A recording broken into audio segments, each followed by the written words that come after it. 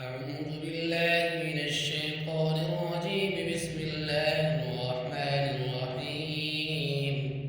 يا أيها الذين آمنوا لا تقولوا راعنا وقولوا انظرنا واسمعوا وللكافرين عذاب أليم.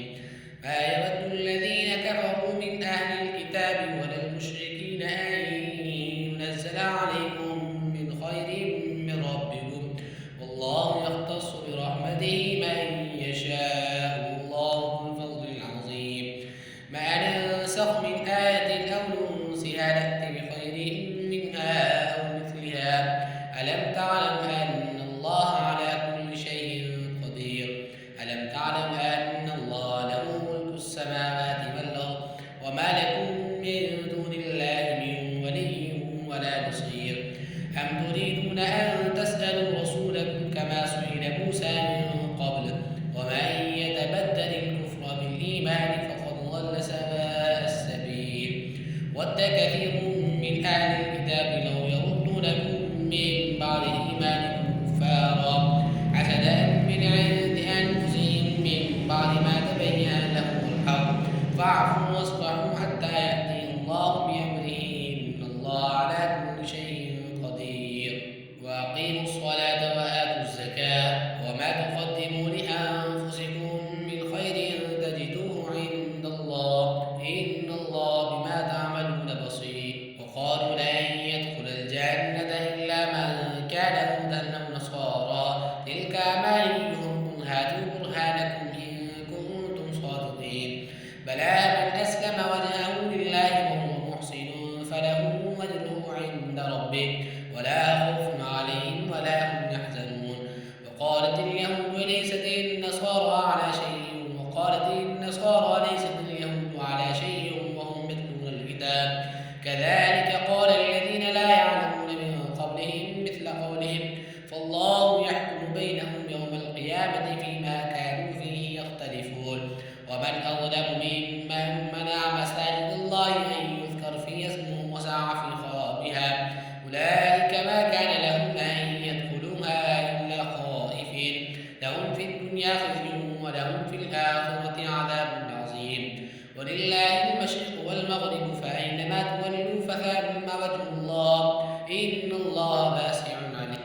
وقالوا اتخذ الله ولدا سبحانه، بل له ما في السماوات والأرض كل له قانتون، بديع السماوات والأرض، وإذا قضى أمرا فإنما يقول له كن فيكون. وقال الذين لا يعلمون لولا يكلمنا الله أو تأتينا آية، كذلك قال الذين من قبلهم مثل قولهم تشابهت قلوبهم، قد بينا الآيات لقوم يوقنون.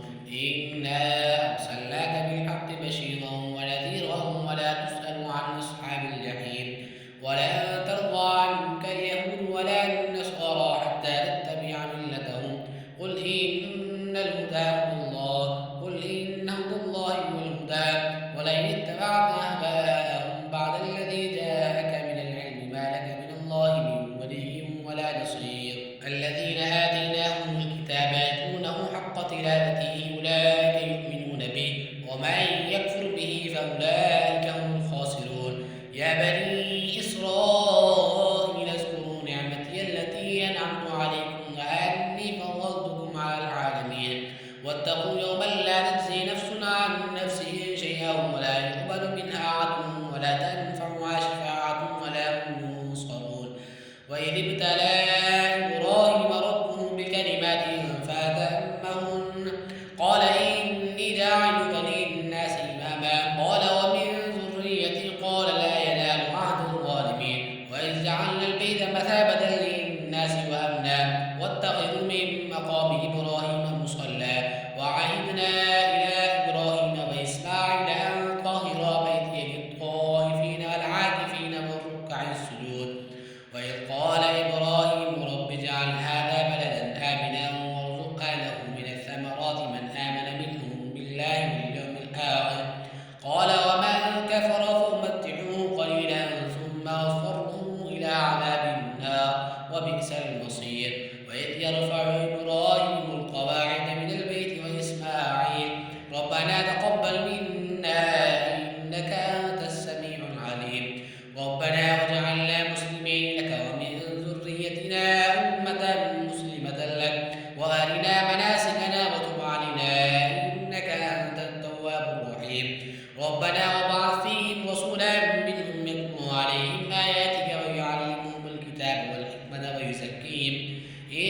إنك أنت العزيز الحكيم. صدق الله العظيم. أعوذ بالله من الشيطان الرجيم. بسم الله الرحمن الرحيم. ومن يرغب عن ملة إبراهيم إلا من سفي نفسه ولقد اصطفيناه في الدنيا وإنه في الآخرة لمن الصالحين. إذ قال له ربه أسلم قال أسلمت لرب العالمين. ووصى بها إبراهيم بنيه ويعقوب يا بني إن الله اصطفى لكم الدين فلا تموتن إلا وأنتم مسلمون. أم كنتم شهداء إذ حضر يعقوب الموت إذ قال لبنيه ما تعبدون من بعدي قالوا نعبد إلهك وإله آبائك إبراهيم وإسحاق إلها واحدا ونحن له مسلمون. تلك أمة قد خلت لها ما كسبت ولكم ما كسبتم ولا تسألون عما كانوا يعملون. وقالوا كونوا هودا أو نصارى تهتدوا قل بل ملة إبراهيم حنيفا وما كان من المشركين. قولوا آمنا بالله وما أنزل إلينا وما أنزل إلى إبراهيم وإسماعيل وإسحاق ويعقوب والأسباط وما أوتي موسى وعيسى وما أوتي النبيون من ربهم لا نفرق بين أحد منهم ونحن له مسلمون. فإن آمنوا بمثل ما آمنتم به فقد اهتدوا وإن تولوا فإنما هم في شقاق فسيكفيكهم الله وهو السميع العليم. صبغة الله ومن أحسن من الله صبغة ونحن له عابدون. قل أتحاجوننا في الله وهو ربنا وربكم ولنا أعمالنا ولكم أعمالكم ونحن له مخلصون. أم تقولون إن إبراهيم وإسماعيل وإسحاق ويعقوب والأسباط كانوا هودا أو نصارى قل أأنتم أعلم أم الله ومن أظلم ممن كتم شهادة عنده من الله وما الله بغافل عما تعملون. تلك أمة قد خلت لها ما كسبت ولكم ما كسبتم ولا تسألون عما كانوا يعملون. بسم الله الرحمن الرحيم. سيقول السفهاء من الناس ما ولاهم عن قبلتهم التي كانوا عليها قل لله المشرق والمغرب يهدي من يشاء إلى صراط مستقيم. وكذلك جعلناكم أمة وسطا لتكونوا شهداء على الناس ويكون الرسول عليكم شهيدا وما جعلنا القبلة التي كنت عليها إلا لنعلم من يتبع الرسول ممن ينقلب على عقبيه وإن كانت لكبيرة إلا على الذين هدى الله وما كان الله ليضيع إيمانكم إن الله بالناس لرؤوف رحيم.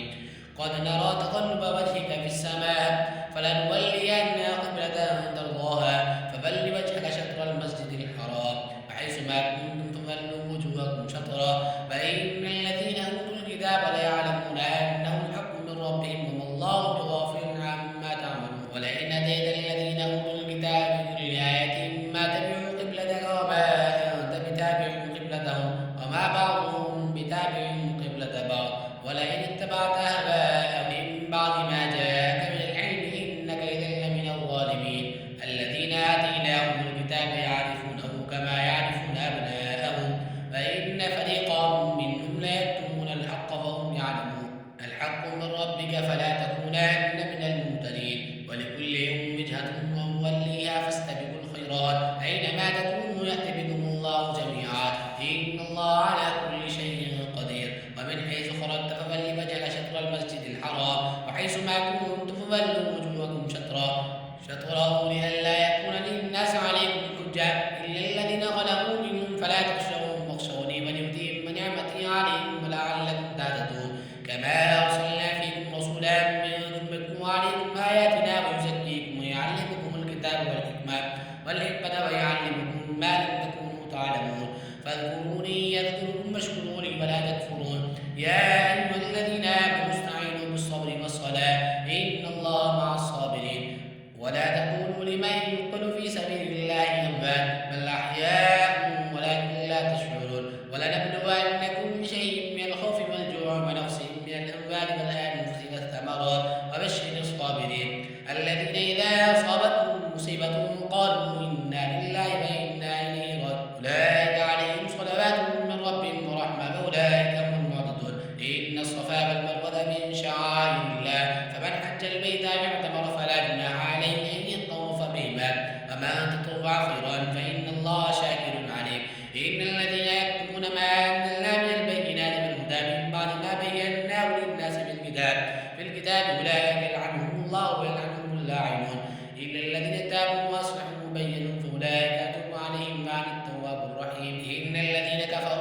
وهم كفار أولئك عليهم لعنة الله والملائكة والناس أجمعين خالدين فيها لا يخفف عنهم العذاب ولا هم ينظرون وإلهكم إله واحد لا إله إلا هو الرحمن الرحيم. بسم الله الرحمن الرحيم.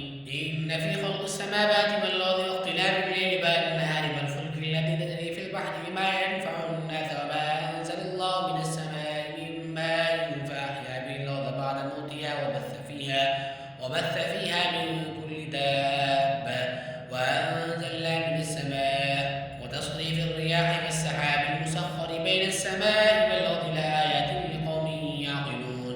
ومن الناس من يتخذ من دون الله أندادا يحبونهم كحب الله والذين آمنوا أشد حبا لله ولو يرى الذين ظلموا إذ يرون العذاب أن القوة لله جميعا وأن الله شديد العذاب إذ تبرأ الذين اتبعوا من الذين اتبعوا ورأوا العذاب وتقطعت بهم الأسباب وقال الذين اتبعوا لو أن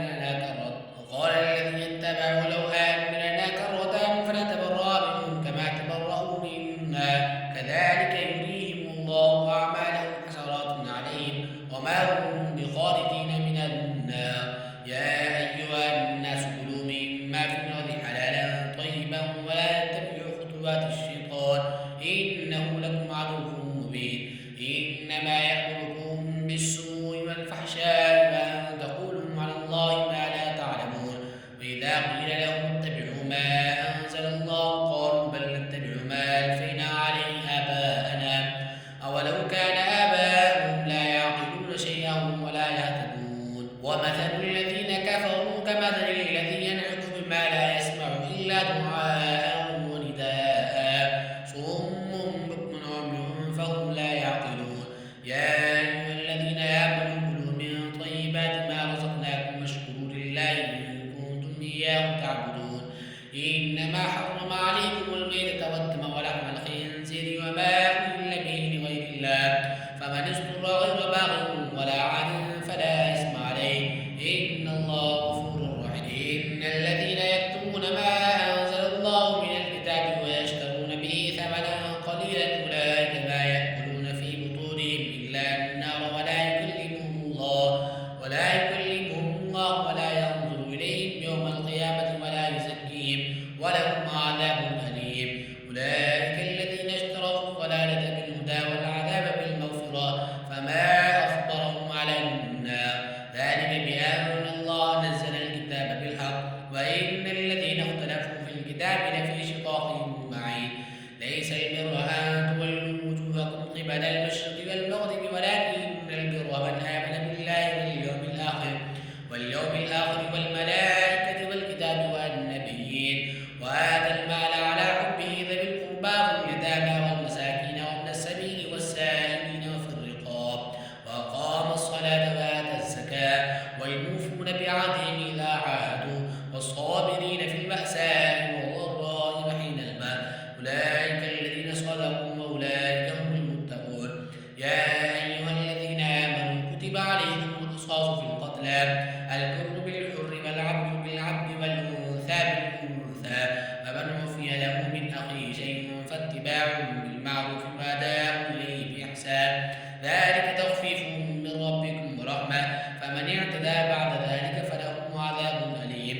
ولكم في القصاص حياة يا أولي الألباب لعلكم تتقون. كتب عليكم إذا حضر أحدكم الموت إن ترك خيرا الوصية للوالدين والأقربين بالمعروف حقا على المتقين فمن بدله بعد ما سمعه فإنما إثمه على الذين يبدلونه إن الله سميع عليم.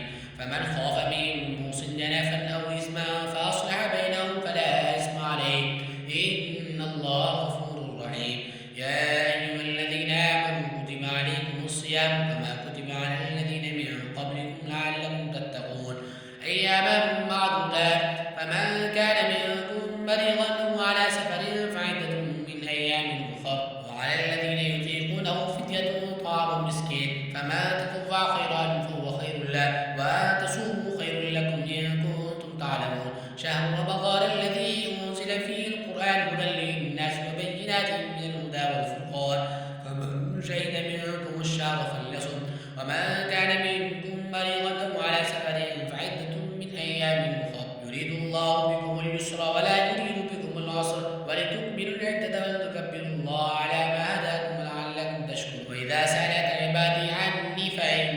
قريب أجيب دعوة الداعي إذا دعاني فليستجيبوا لي وليؤمنوا بي لعلهم يرشدون. وحل لكم ليلة الصيام الرفث إلى نسائكم هن لباس لكم وأنتم لباس لهن علم الله أنكم كنتم تختارون أنفسكم فتاب عليكم وعفى عنكم فالآن باشروهن وابتغوا ما كتب الله لكم وكلوا واشربوا حتى يتبين لكم الخيط الأبيض من الخيط الأسود من الفجر ثم أتموا الصيام إلى الليل ولا تباشروهن وأنتم عاكفون في المساجد تلك حدود الله فلا تقربوها كذلك يبين الله آياته للناس لعلهم يتقون. ولا تأكلوا أموالكم بينكم بالباطل وتدلوا بها للحكام لتأكلوا فريقا من أموال الناس بالإثم وأنتم تعلمون. يسألونك عن الأهلة قل هي مواقيت للناس والحج وليس البر بها تأتوا البيوت من ظهورها ولكن البر من اتقى وأتوا البيوت من أبوابها واتقوا الله لعلكم تفلحون. وقاتلوا في سبيل الله الذين يقاتلونكم ولا تعتدوا إن الله لا يحب المعتدين. واقتلوهم حيث ثقفتموهم وأخرجوهم من حيث أخرجوكم الفتنة وشد من القتل ولا تقاتلوهم عند المسجد الحرام حتى يقاتلوكم فيه فإن قاتلوكم فاقتلوهم كذلك جزاء الكافرين فإن انتهوا فإن الله غفور رحيم. وقاتلوهم حتى لا تكون فتنة ويكون الدين لله فإن انتهوا فلا عدوان إلا على الظالمين. الشهر الحرام بالشهر الحرام والحرمات القصاص فمن اعتدى عليكم فاعتدوا عليه بمثل ما اعتدى عليكم واتقوا الله واعلموا أن الله مع المتقين.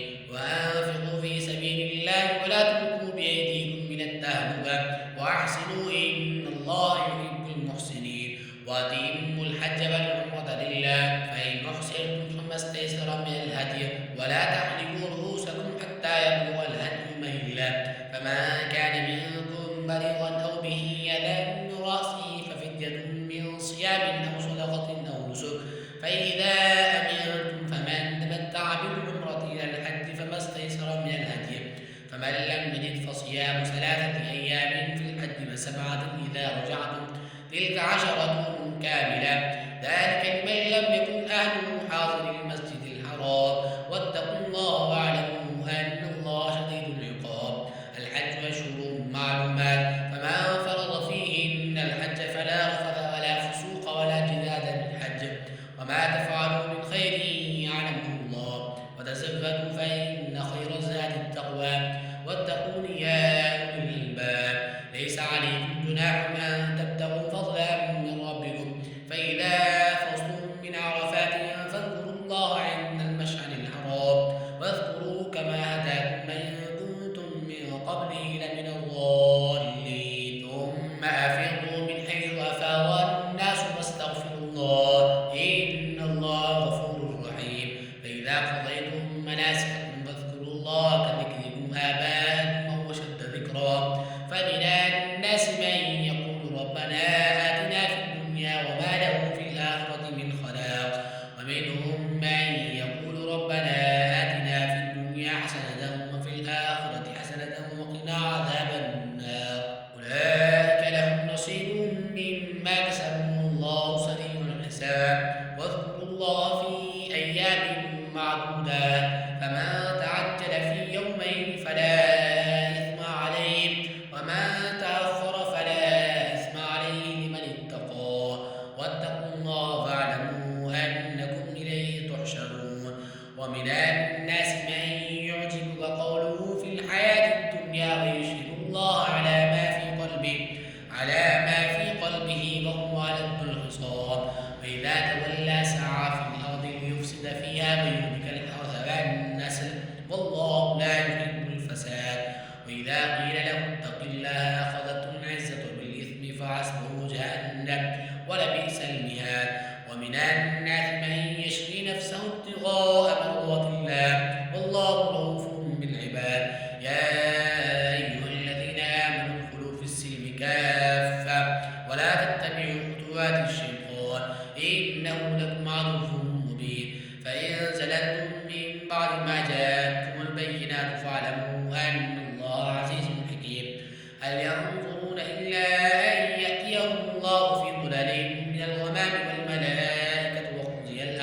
وإلى الله ترجع الأمور.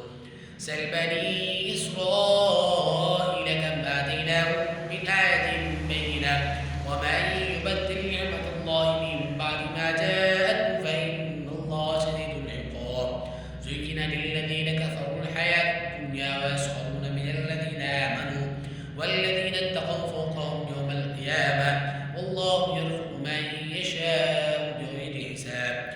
كان الناس أمة واحدة فبعث الله النبيين مبشرين ومنذرين وأنزل معهم الكتاب بالحق ليحكم بين الناس فيما اختلفوا فيه وما اختلف فيه إلا الذين أوتوه من بعد ما جاءتهم البينات بغيا بينهم فهدى الله الذين آمنوا لما اختلفوا فيه من الحق بإذنه والله يهدي من يشاء إلى صراط مستقيم. أم حسبتم أن تدخلوا الجنة ولما يأتكم مثل الذين خلوا من قبلكم مستهم البأساء والضراء وزلزلوا حتى يقول الرسول والذين آمنوا معه متى نصر الله ألا إن نصر الله قريب. يسألونك ماذا ينفقون قل ما أنفقتم من خير فللوالدين والأقربين واليتامى والمساكين وابن السبيل وما تفعلوا من خير فإن الله به عليم. كتب عليكم القتال وهو كره لكم وعسى أن تكرهوا شيئا وهو خير لكم وعسى أن تحبوا شيئا وهو شر لكم والله يعلم وأنتم لا تعلمون. يسألونك عن الشهر الحرام قتال فيه قل قتال فيه كبير وصد عن سبيل الله وكفر به والمسجد الحرام وإخراج أهله منه أكبر عند الله والفتنة أكبر من القتل ولا يزالون يقاتلونكم حتى يردوكم عن دينكم إن استطاعوا ومن يرتد منكم عن دينه فيمت وهو كافر فأولئك أصحاب النار هم فيها خالدون. إن الذين آمنوا والذين هاجروا وجاهدوا في سبيل الله أولئك يرجون رحمة الله والله غفور رحيم. يسألونك عن الخمر والميسر قل فيهما إثم كبير ومنافع للناس وإثمهما أكبر من نفعهما ويسألونك ماذا ينفقون قل العفو كذلك يبين الله لكم الآيات لعلكم تتفكرون في الدنيا والآخرة. ويسألونك عن اليتامى قل إصلاح لهم خير وإن تخالطوهم فإخوانكم الله يعلم المفسد من المصلح ولو شاء الله لأعنتكم إن الله عزيز حكيم.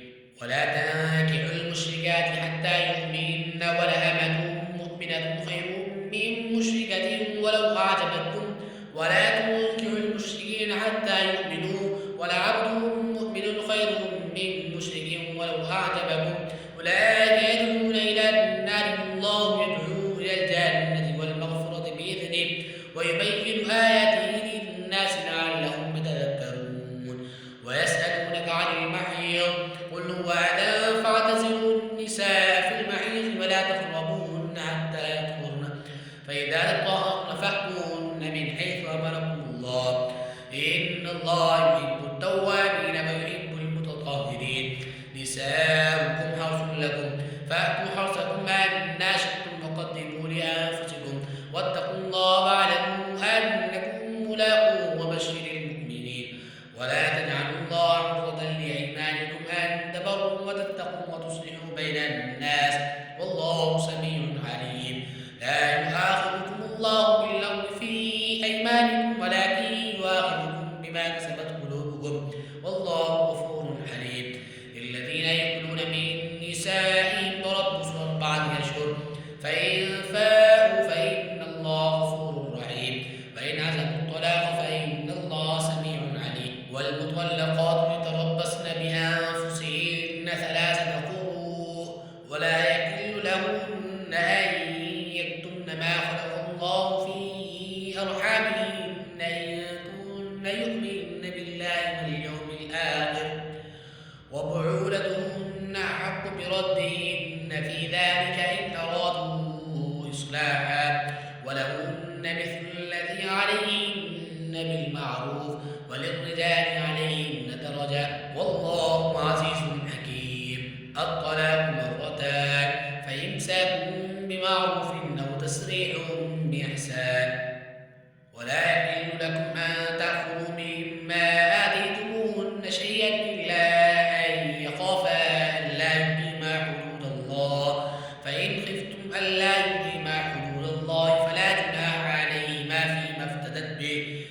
وتلك حدود الله فلا تعتدوها ومن يتعد حدود الله فأولئك هم الظالمون فإن طلقها فلا تحل له من بعد حتى تنكح زوجا غيره فإن طلقها فلا جناح عليهما أن يتراجعا إن ظنا أن يقيما حدود الله وتلك حدود الله يبينها لقوم يعلمون وإذا طلقتم النساء